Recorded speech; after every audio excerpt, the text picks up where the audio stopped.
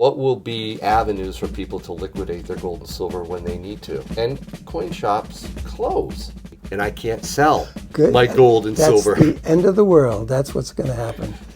Bring your silver and gold into the bank, and we'll give you stablecoins now.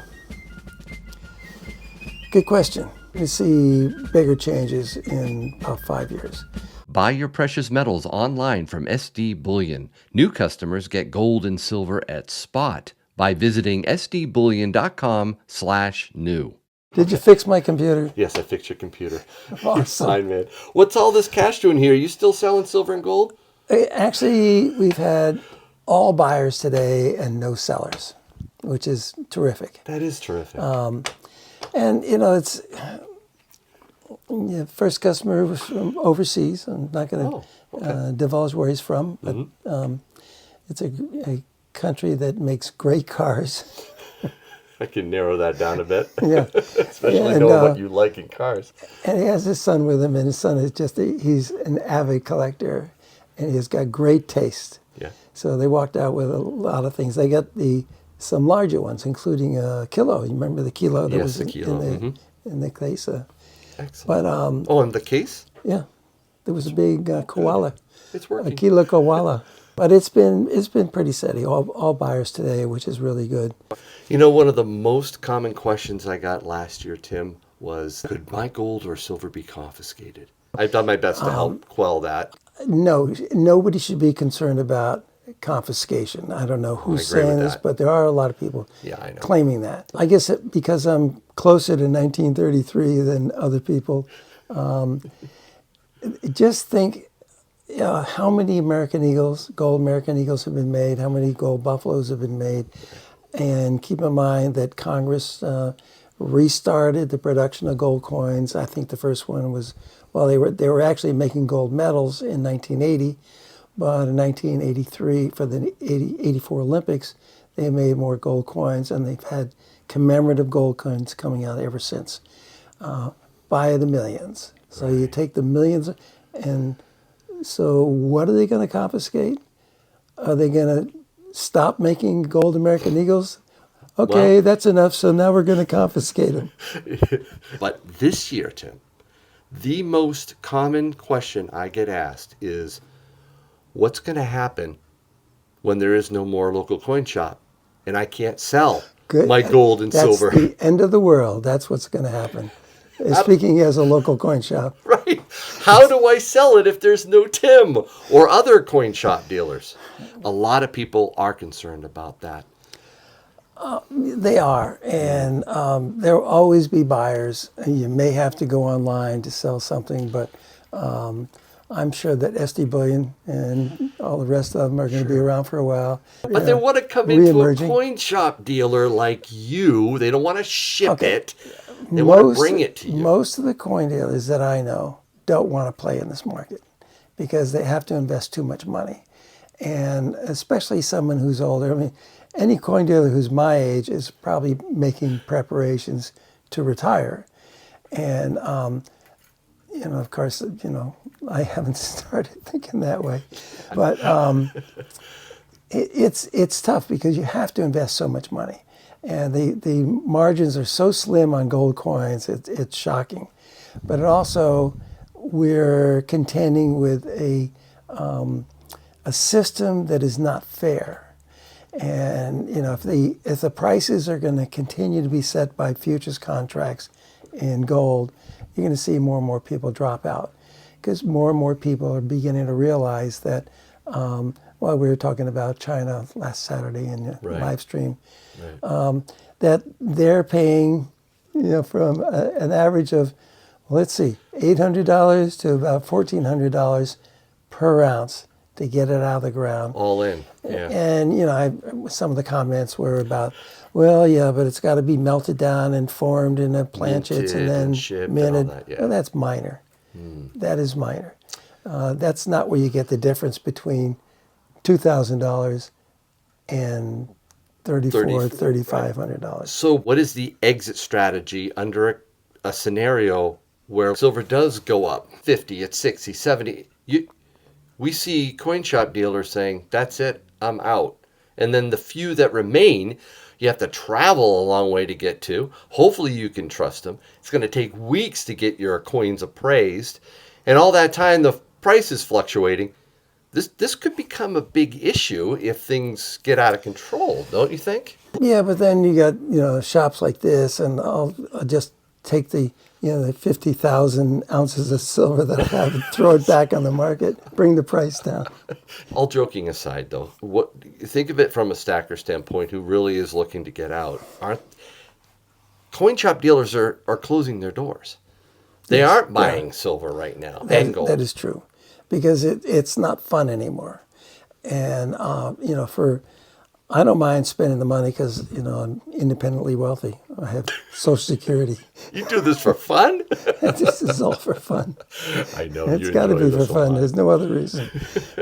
But I suspect that there will be a problem in finding coin dealers because it is too expensive and there aren't many rewards.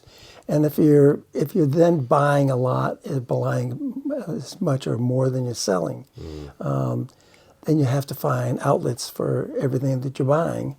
And I was really interested to see Harry from Oregon because he's very efficient. And right. Maybe I should be going to the refinery once a week, except there's not one nearby. If we had a good refinery nearby, I'd probably start going to them. We had a discussion on my last militia meetup with Yankee Cannon and Buffalo Bullet members, and somebody suggested, or at least posed the question, would the government try to siphon off our gold and silver through the banking system? Banks used to be able to do this, right? So what if they said, yeah, banks will take your silver and gold. Maybe they'll do it on a discounted basis. Well, that whole system would have to change for banks to get involved, especially if they do ever implement Basel III. Right.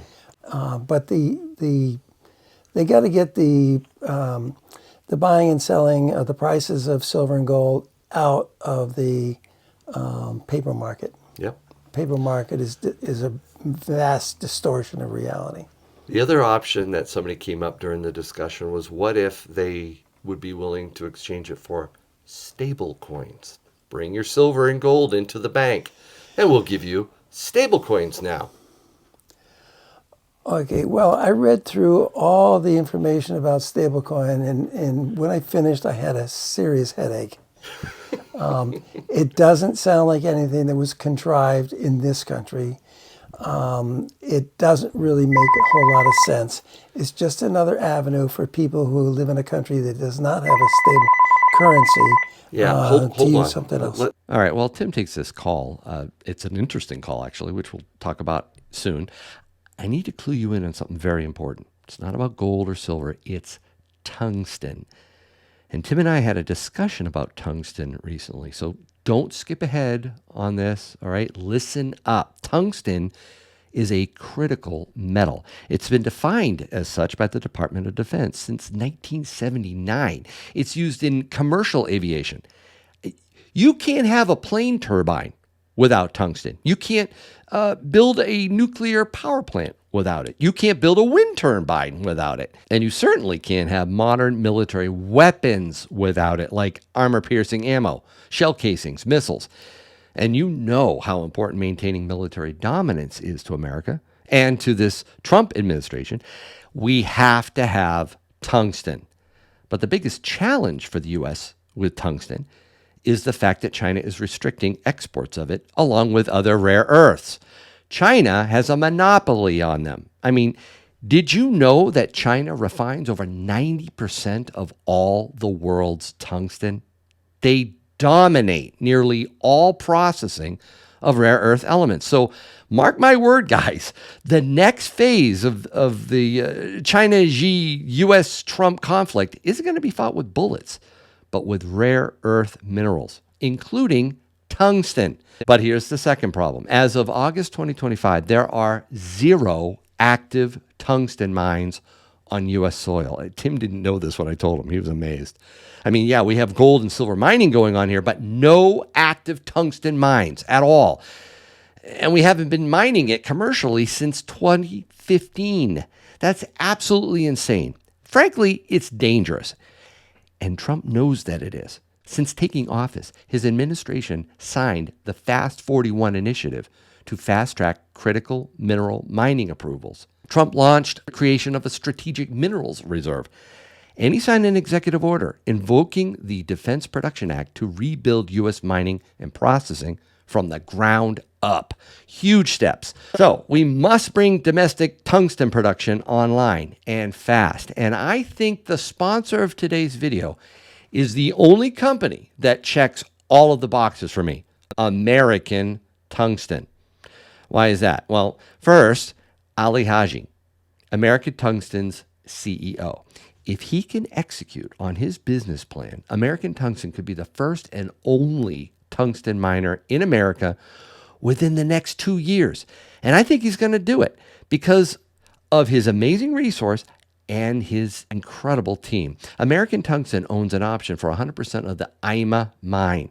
This is a past-producing tungsten mine in Idaho. The IMA mine was the 4th largest tungsten mine in the U.S. And this mine is above the water table. So no federal permitting is required at all. The plan is to rehab the property, drill it, update the resource, then send bulk samples to a couple mills to grade the tungsten, and then go to the government and get funding to put it in production. That's the plan. And they expect to do it in just 12 to 18 months. And if they do, they're likely to be the one and only tungsten producer in the U.S. As for Ali's team, I mean, you've got Dennis Logan, their CFO. He previously led Almonte, the hottest tungsten mining company in the world. You got director James Whitaker. He's a real star, former leader at Barrick. He came from a $6 billion company where he had a very secure job. Huge paycheck. He wanted in on American Tungsten. And then there's Dan Nichols. This is so cool. He was responsible for the $40 billion investment portfolio of the United States Department of Energy's Loan Program Office, the LPO. You see why they might have brought Dan on? To secure that government funding. So just close your eyes for a second and imagine 18 months from now owning a share of the only tungsten mine in America. That's the vision. And it's actually more than a vision to me because next week I'm going to add American Tungsten to my model commodities portfolio. Now, of course, you should not just buy shares of American Tungsten because I'm buying it or because I'm profiling it. Please don't do that. Do your own due diligence. Check out their information in the description of this video. Their ticker symbol on the screen is DEMRF. They're on the over-the-counter markets. So please check them out. All right, Tim's off the phone. Let's get back to our conversation. That gentleman wanted to sell you stamps. Yeah, from a storage unit. Yeah, you don't do stamps as much. That's important to tell the viewers because it's the coin and stamp shop. I kept the name because it's about 70 years old. So why change the name? Okay, stable coins. Do you trust them? No, Possibly a Trojan horse could be. for a CBDC Yeah, type all the currency? central banks in the world are trying to sneak in the back door. Sneak in the back door. Yeah. I do wonder if the push with stablecoins is going to be huge. I think it will be, and I think they're going to start paying us in stablecoins. Maybe Social Security, maybe stimulus will be coming to I wouldn't buy a it. wallet near you in stablecoins. What? Most of the comments were about people in other countries that want to do business in dollars, and so they're using stablecoin as another way into doing business in dollars. I mean, it's just, I don't see the logic or the reasons. If I wanted to use stablecoin, or I want to issue stablecoin, I would want to put the money into some place, not a wallet, not a digital wallet, but like a real wallet, so that You're thinking too so that people know physical. that this stablecoin is actually worth $1. No, Tim, you're thinking too analog. You got to think Yeah, digital, you're right. Tim. Come on, get with it, you old boomer, you. Well, all the schemes and all the fraud is now digital. Maybe we should go back to having more analog. I'm just trying to figure out what will be avenues for people to liquidate their gold and silver when they need to, if things get out of hand and coin shops close more rapidly than even now. Good question. And how far into the future are we talking? 10 years? 5, 10 years? I think we're going to see bigger changes in about 5 years. But unfortunately, online dealers, good, well-run online dealers, have way too many obstacles to contend with. And I understand they got to stop money laundering. Those guys need to maybe adopt a more local coin shop attitude. I think so, yeah. I know the guys from SD Bullion, they're primed. I mean, they can make their business more local. Exactly. And I think that's going to happen with a lot of online deals. Interesting. I try to make everything as simple as possible. And, people say, well, what form of payment do you take? I said, well, if you're in-store cash or checks or bank checks. There you go. And it's just less complicated. I don't want to do wire transfers. I don't want to do ACH transfers. I don't even take credit cards on gold. So I won't take a credit card over the phone. Yep. It just simplifies everything. Yep. And then the powers that are concerned about money laundering don't have to worry about me.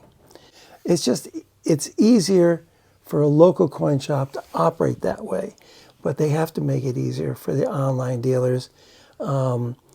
I don't know if they can have a super duper Superman type anti-money laundering plan that will ease up on the restrictions for online dealers, but they do need to make it easier for the online dealers. I do think stablecoins will be in the mix for the government to get rid of it out of our hands. Well, there's only one reason for that a currency survives, and that's the confidence of the people.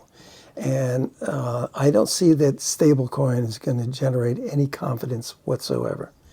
And it's just one more thing to avoid. I agree. Oh, we have someone coming in. That's the America the Beautiful series. Yeah. So, I don't know, do you like pay more for like the minted one, or you just pay for like bullion or something? Well, it's the wholesalers don't pay us a whole lot more than bullion. And so what I do is I look at their prices before I buy them. I bought the stuff like back when it came out. Yeah. Oh, wow. When I had extra money. When you had them. I just took some random ones. That was 2016, which is the Shawnee Park or something. Yeah. There are a lot of them that just haven't gained in popularity. No. But, there are others that are very popular. Yeah. Homestead or something. Man. That was an interesting series when it first came out. Was it successful? You had to know that people were going to gravitate to the most popular national parks. Yosemite is a good example of that. The Everglades was really popular, and I still have about 5 of those. So what happens to the premiums on most U.S. Mint collectibles, Tim? Usually they get closer and closer to the spot. Wow. And that's... Isn't that interesting? A lot of people buy it thinking it's going to appreciate in value. And Yeah, I see, I guess if I got it, what do you call that? They, the NGC, what's that called? Rated. Yeah. Rated, then I would be worth, well, maybe the U.S. Mint has an opinion about that. They say their goal is to make everything perfect.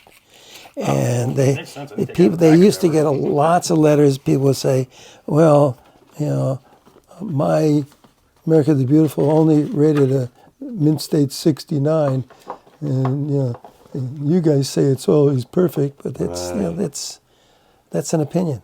Their intention is to make everything 70s, but you got to contend with the grading services. If you send it in, you're going to pay a lot of money to get it graded, and then you're going to find out that there was no boost in the price.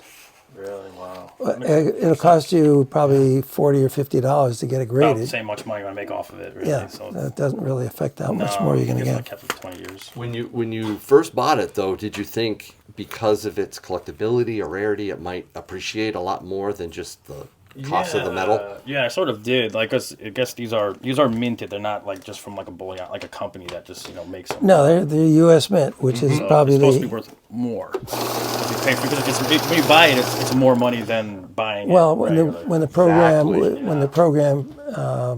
the first few years, everything was selling a lot more just because it was from the U.S. Mint. Let me see what I can find out what the wholesale's paying for these. It looks like the average buy price is around 190, so that's pretty much spot. Okay. Bought. Yeah. Just collecting dust in my closet. Like you said, you bought it when silver's cheaper, right? I did. I think I paid 120 for it. Okay. Good. I think that's what it was. That's good. Yeah, that's right. Timing is everything. Yeah. Silver has gone up quite a bit since I bought it. I mean, And, you know, that's been a when while, you're though. Yes, when it you're has. when you're buying silver stuff and selling it, you need to understand the significance of the passage of time. It's a joke. So how many did you have? I mean, I have 4 of these babies. Okay. Like 5 or 6 more at home, but I was like, I don't want to sell all of them. Yeah, every so often, buy some when I have extra money and just put them in my house. Excellent. Yeah. I mean, But you need the cash. yeah, I sort of do. I'm going through a divorce. Sorry to hear that. Yeah, lawyers want their money. Lawyers. So does my wife, ex-wife. That's all lawyers are good for. Oh, I shouldn't say that. Definitely a Don't tough get one. married. Don't get married. Or prenup. Prenup. That's the Red first flag. step in getting a divorce. Yeah. Well, I could say in the future, if I own my house, I'm gonna do the prenup because why should they get half my house if they never paid for it? Or if we just met, say like we met 2 years, got divorced, it's like, well, now they own half the house. I got married once, Yeah. experienced it. It was good. Yeah. For some time. So this is one of the first sales of the day? Back, or I should say buy of the Yeah, day? I think it is. Yeah. Good. Did you hear the U.S. Treasury just buying up another $1 trillion in treasuries? From where? From where? Yeah. From where? From us. I have another place where they're getting their sales of treasuries. Stablecoins. Tether, Circle. It's a way to prop up the debt. What do they look like, these stable coins? Here, right One here. of those. They're coins. They're right here. If they're coins, they have to be some sort of metal or something. I'm very concerned that this is a backdoor way into a track and trace and control digital currency. Do you agree, Tim, on that? I do. I think it's a backdoor. Without any question, it's not for the good of the people. Let me just put it that way. You're all set, sir. All right, man. Nice meeting Thank you. And thank you. Thank you.